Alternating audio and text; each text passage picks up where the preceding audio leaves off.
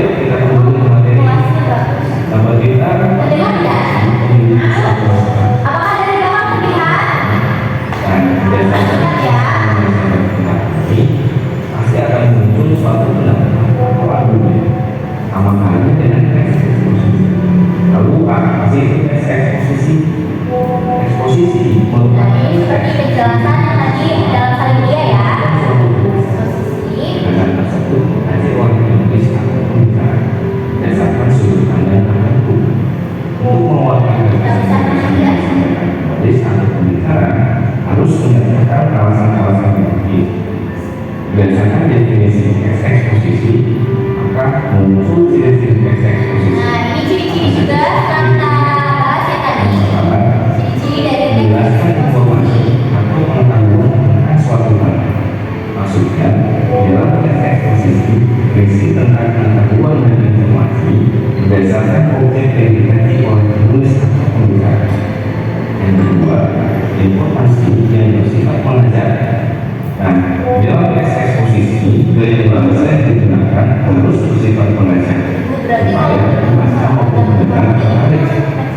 Yang ketiga, panjang berarti ya, berarti kalau bisa kita langsung menceritakan ya, itu sudah ke eksposisi kok. Kalau dalam skripsi bisa, kalau hanya pembahasan mungkin belum konkret ya. dia boleh Nah, seperti ini bersifat netral. Jadi dari eksposisi netral, kalau bisa kan kemungkinan melihat sesuatu ya. Jadi kalau ini bias ya benar. dalam eksposisi Nah ini harus konkret dasarnya. seperti Itu apa? Harus jelas dan jelas. struktur eksposisi yang pertama adalah Itu yang pertama adalah ini.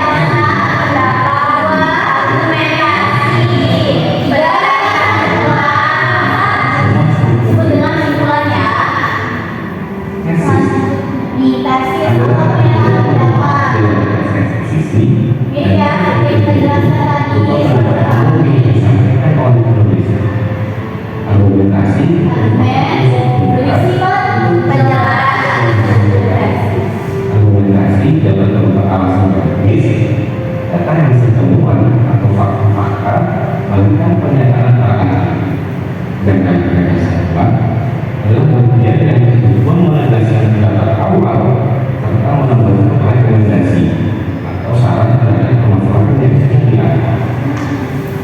Setelah kita belajar definisi, ciri-ciri serta struktur eksposisi, maka kita juga harus bisa membedakan fakta dan opini. Nah, ini yang bisa buat bikinnya. Ada fakta dan opini fakta. Sesuatu yang ada atau benar-benar terjadi kalau opini ini pendapat, pikiran atau pendirian dari seseorang. Itu yang bedanya. Nah, demikian penjelasan materi tentang eksposisi. Jangan lupa like dan komen ya.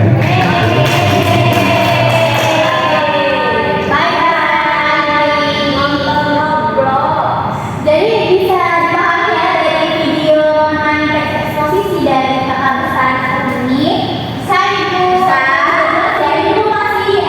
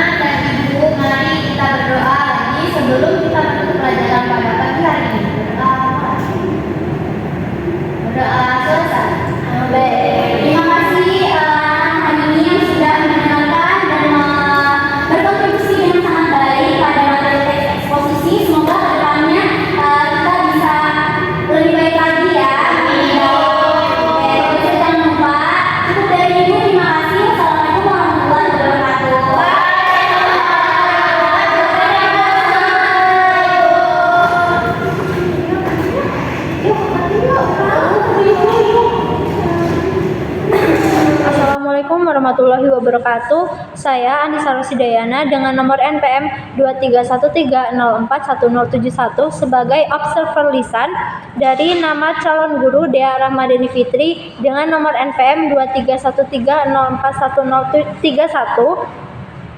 tanggal 9 Oktober 2025, waktu pukul 8.00 dengan topik teks eksposisi semester 2 pengajaran pendidikan bahasa Indonesia. Kejelasan, guru menyadari adanya keterbatasan perbendaharaan kata-kata dan ungkapan yang dimiliki siswa. Maka itu, guru tidak menggunakan kalimat yang berbelit-belit, ya. Guru menghindari penggunaan kata-kata yang meragukan dan yang berlebih-lebihan, ya. Penggunaan contoh dan ilustrasi. Guru memberikan contoh yang cukup untuk menanamkan pengertian dalam penjelasannya, ya. Guru menggunakan contoh yang relevan dengan sifat dari penjelasan itu, iya. Contoh yang digunakan guru sesuai dengan usia, pengetahuan, dan latar belakang siswa, ya. Pengorganisasian. Guru menunjukkan dengan jelas pola atau struktur sajian, khususnya hubungan antara contoh-contoh dan generalisasi, seperti hukum, rumus, ya.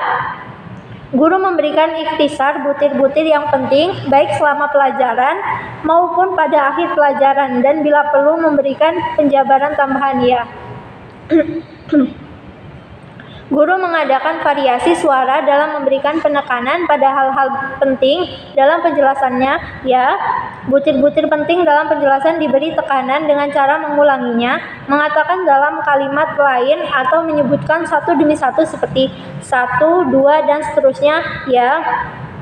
Penekanan yang berbeda diberikan pula dengan mimik, isyarat, ataupun dengan gerakan selama pelajaran berlangsung, ya. Pemberian tekanan juga diberikan dengan menggunakan gambar-gambar demonstrasi atau benda sebenarnya, ya. Balikan, guru mengajukan pertanyaan untuk mengetahui pemahaman, minat, atau sikap siswa tentang relevansi atau kegunaan penjelasan tersebut, ya.